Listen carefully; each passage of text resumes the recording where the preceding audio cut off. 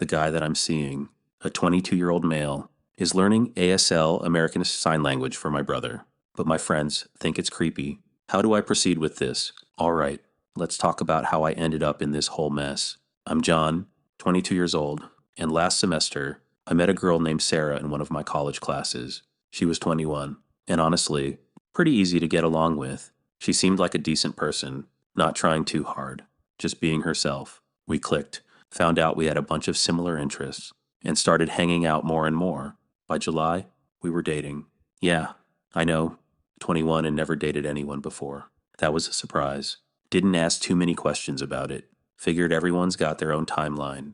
She seemed genuine, and that was enough for me. Things were going well. She was respectful, kind, had a good sense of humor, no red flags popping up, at least not at first. You know how it is when you're starting something new. You're trying to see the best in someone, and she made it easy to do that. Last September, she invited me home to meet her family for her brother's birthday. Her brother, Trev, is 19, and he's been deaf since birth. The whole family communicates with him using sign language, or he'd lip read, or they'd text.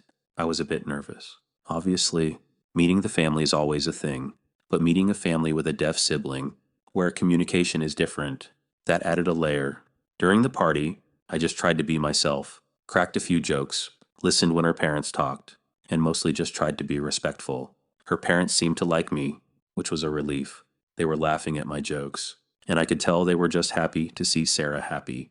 The real test, though, was Trevi. I tried connecting with him, even typed out some of my jokes on my phone so he could read them. It was a bit clunky, but he got a kick out of it. Whenever I told a story, Sarah or her parents would sign for Trevi, keeping him in the loop. Her parents even told her they were happy she found a sweet, caring guy. Hearing that felt good, like I was doing something right. After the birthday dinner, Trev and I decided to hop on Call of Duty. Now, I've played with a lot of people, but Trev's something else. For a deaf guy, he's incredibly expressive, especially when he's gaming. He's got that competitive fire, and even though he couldn't trash talk me outright, he was doing the closest thing with his hands. Sarah was there, translating for us, and I gotta say, it was hilarious. Trev was trying his best to rip into me, calling me weak, saying all this stuff, and Sarah was doing her best to tone it down. Meanwhile, I'm giving out instructions and strategies, and she's signing for him. It was a wild session. I was mostly trying to keep it positive. You know, first time meeting the guy, so it was all good job and we can do better next time. But deep down, I wanted to trash talk him back. We ended up getting along pretty well, and after that, we started having online gaming sessions regularly. It was cool, connecting with him like that. It wasn't just for Sarah. It felt like I was genuinely making a friend in her brother. 2 weeks ago, Sarah and I went back to her place for her mom's birthday. This time, I had a surprise.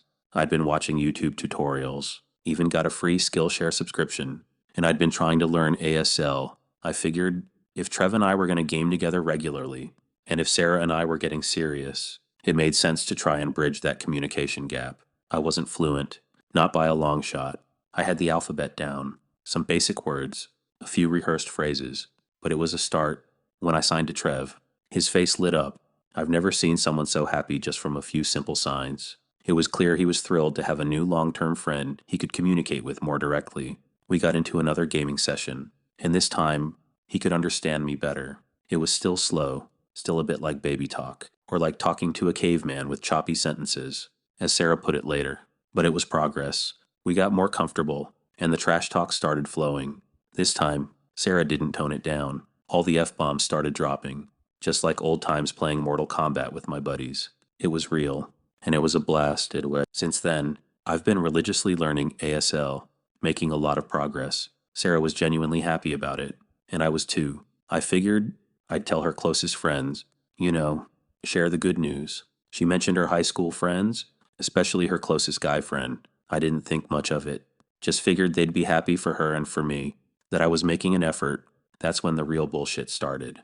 She told me her friends, especially this guy friend of hers, were saying what I was doing was a red flag, a form of obsession and emotional manipulation. I heard it, and honestly, I just blinked.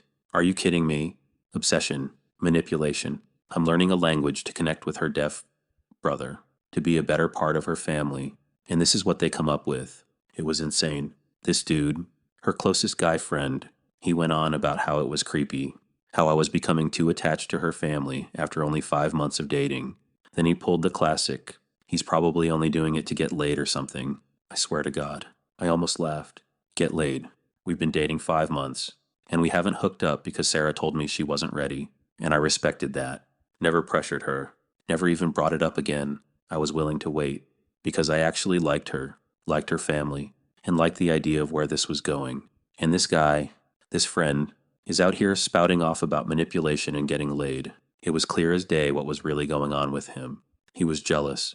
Plain and simple. This whole red flag bullshit was just him trying to sabotage things. Sarah, to her credit, initially seemed a bit on the fence. She said she knew there was some validity to what her friends were saying, but she wasn't convinced. That part stung a bit, that she even considered it. I'd been nothing but a good guy to her, sincere and respectful, and she knew it. She even admitted it was naive to say, but she saw this as a long-term thing. Still, the seed was planted. She started asking me, is my behavior something I should be concerned about? I don't have any experience in dating and relationships, so I don't know if this is truly concerning. It was a gut punch. After all the effort, all the sincerity, she was actually questioning if I was some kind of manipulative creep because her friends, who clearly had their own agendas, decided to poison her mind. Her friends were pushing her to break up with me. Can you believe that? They were actively trying to wreck something good, something that made her happy and even made her brother happier. It just reinforced what I already knew. Some people, especially young ones, are just so clueless and petty, they'll sabotage anyone's happiness if it doesn't fit their narrow, miserable worldview. This male best friend of hers, it was obvious he wanted her for himself. And since he couldn't have her, he was going to try and ruin it for me.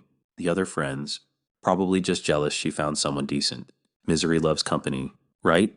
I remember the day she told me about the comments on her online post. She had posted about the situation, seeking advice, and it blew up. 1,000 comments. Then later, 4,000. She said she had to take a break to work on a paper, then came back to that explosion. And the best part, everyone, absolutely everyone, was telling her friends were assholes. They were validating exactly what I thought. It wasn't me being a naive idiot. It was her friends being toxic. She started seeing it. She said, "Yes, John is a wonderful guy and has so far given me no reason to doubt his sincerity. It's only my friends who planted the seeds of doubt in my mind since they all had experience of dating and relationships. So the pressure kind of got to me.